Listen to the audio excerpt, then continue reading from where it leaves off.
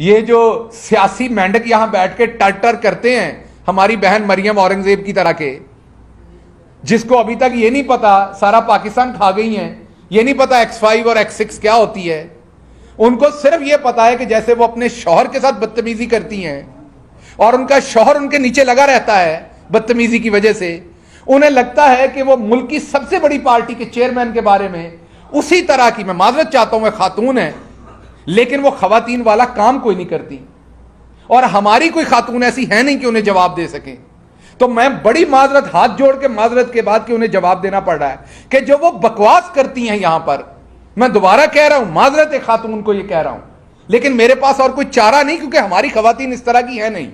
जो वो बकवास करती हैं रोज बैठ के, उनको कोई बताए कि बकवास ना करें। अब आप हादसाती तौर पर वजीर इत्तलात बन गई हैं, अब अपना नहीं तो अपने ओहदे का ख्याल करें।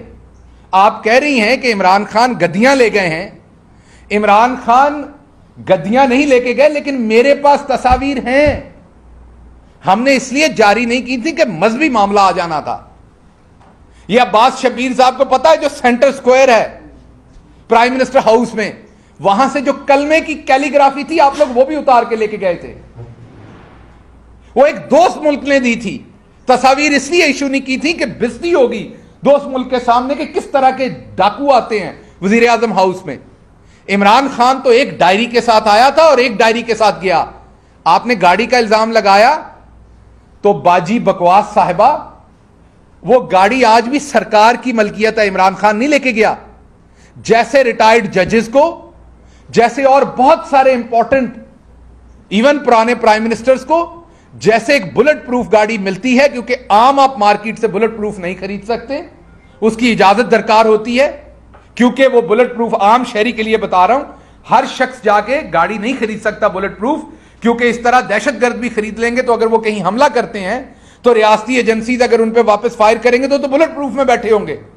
इसलिए बुलेट प्रूफ गाड़ी जो है वो हर शख्स को देने की इजाजत नहीं दी जाती। इसीलिए आप जाके शोरूम से बुलेट प्रूफ नहीं खरीद सकते, उसका एक प्रोसेस है।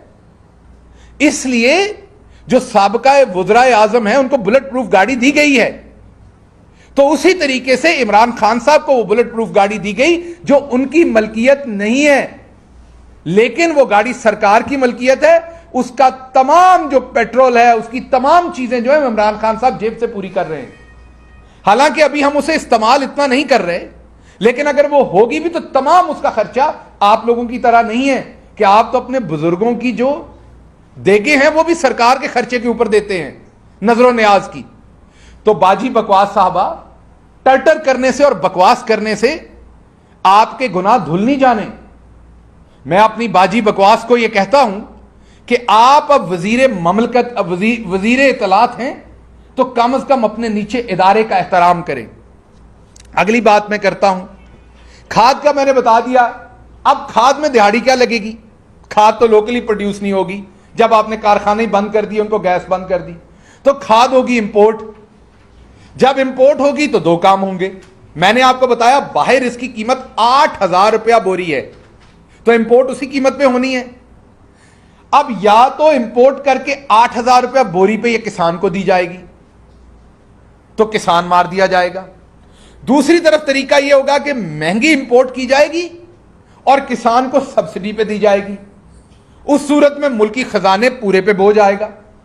किसान को एक तरफ रिलीफ देंगे, लेकिन दूसरी तरफ किसान इस मुल्क का शहरी भी है, वहां से डबो दिया जाएगा।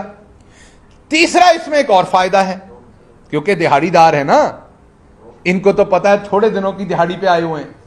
तीसरी तरीका वारदात यह कि जो अब 8,000 वाली बोरी है, वो अब सलमान शहबाज साहब को इसका कॉन्ट्रैक्ट मिलेगा। खुद डायरेक्ट नहीं लेंगे, पार्टी आगे खड़ी करेंगे कोई, वो लेगा कॉन्ट्रैक्ट। बोरी आएगी 10,000 में, मिलेगी बाहर से 8,000 में, 2,000 अपनी जेब में, सब्सिडी दी जाएगी। ऐसे नहीं बनते सरे महल, ऐसे नहीं बनते मेफेयर में अपार्टमेंट। यही वो तरीका होता है।